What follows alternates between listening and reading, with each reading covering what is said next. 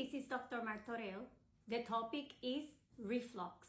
Gastroesophageal reflux or acid reflux occurs when the stomach contents back up into the esophagus or the mouth. Occasional reflux is normal. Most episodes are brief and do not cause bothersome symptoms or complications. People with reflux may experience bothersome symptoms or damage to the esophagus as a result of acid reflux. Symptoms of reflux can include heartburn, regurgitation, and difficulty or pain swallowing. Risk factors include hiatus hernia, obesity, pregnancy, and lifestyle factors and medications. Some foods, including fatty acids, fatty foods, chocolate, peppermint, caffeine, alcohol, and cigarette smoking, among others, can exacerbate reflux. Certain medications as well. Symptoms: heartburn feels like a burning sensation in the center of the chest, which sometimes spreads to the throat. Usually happens after a large meal.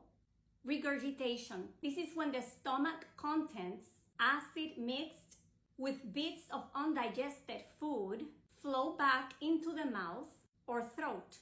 Other symptoms may include stomach pain, pain in the upper abdomen, chest pain, difficulty swallowing, where food gets stuck in the esophagus, called dysphagia, or pain in swallowing, called odynophagia. Persistent laryngitis, hoarseness due to the acid irritating the vocal cords, persistent sore throat, persistent cough, sense of a lump in the throat, nausea and or vomiting. Over time, reflux can lead to complications. These may be related to esophageal damage. The diagnosis of reflux is based on the person's symptoms and other risk factors. There are certain medications that will help. Some people may need additional testing if the symptoms do not get better with anti-reflux medications. An upper endoscopy may be needed in some situations to make sure there is no ulceration of the lining of the esophagus or esophagitis. Some biopsies may need to be obtained to assess if there is infection or to assess the extent of the tissue damage. Most people with gastroesophageal reflux will not develop serious complications, especially if they get treated. However, serious complications can often happen with severe reflux. Erosive esophagitis. It can lead to erosions and ulcers. Esophageal stricture. The esophagus can get scarred and narrow, causing a partial blockage that can cause food and pills to get stuck. Barrett's esophagus have a risk of transforming into cancer cells. Lung and throat problems.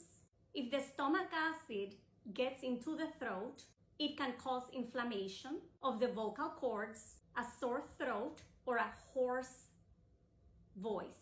The acid can also be inhaled or aspirated into the lungs and cause aspiration pneumonia or asthma symptoms.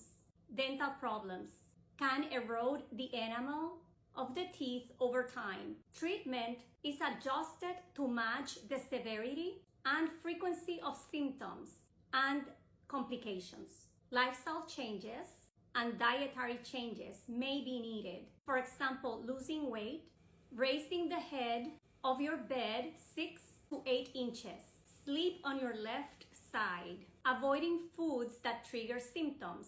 Some foods can relax the esophagus sphincter: caffeine, chocolate, alcohol, peppermint, fatty foods, certain beverages, quitting smoking.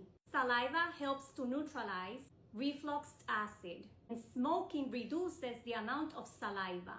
Smoking also lowers the pressure in the lower esophageal sphincter and provokes coughing. Avoid late meals, lying down with a full stomach, may increase the risk of acid reflux. By planning meals by at least 2 to 3 hours before bedtime, wearing loose, comfortable clothing. Tight clothing may increase pressure in the stomach, promoting a hernia and forcing stomach contents into the esophagus. Treatment may include non-prescription antacids or histamine receptor antagonists. Antacids like Tums and Maalox neutralize stomach acid and are commonly used to treat short-term symptoms. They start working quickly, although they may last for 30 to 60 minutes. Some of them may have more prolonged effects. Histamine receptor antagonists, they may reduce acid production in the stomach. The effects last longer. Examples include Pepcid and Zantac. Proton pump inhibitors, they are more effective than histamine antagonists for reducing stomach acid. They may include esomeprazole or omeprazole, pantoprazole, among others. Some of them are available over the counter, some of them are not. Treatment is usually about 8 weeks. Some people may need more prolonged treatment. Always discuss with your provider the treatment, and if symptoms do not improve, the person may need further workup. Some people may need surgical treatment.